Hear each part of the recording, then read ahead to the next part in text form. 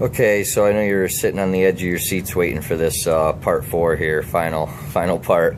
I'm exhausted. Salted last night, salted this morning, plowing, snow, drifting, wind.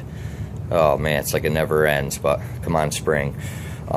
Anyway, from building ponds and waterfalls, obviously you want to make sure that your lower unit can handle the amount of water that the pump requires, as well as all the piping, as well as the river or stream, or the sluice in this case, so that when you shut off the water, all that water is going to end up in the bottom unless you put check valves in. So you just want to make sure it has the capacity for that. I'm using a Rule 3700, 1-inch piping all the way up, connected to a ball valve, so I can play with the flow of water if I need to, going up into the rain gutter, which then goes down the sluice. I built that little PVC stand to just hold it up.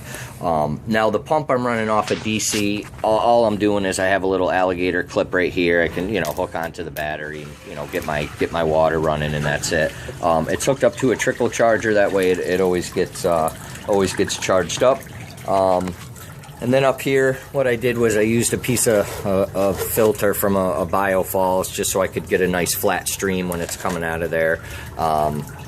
Because it's coming out at a pretty decent rate.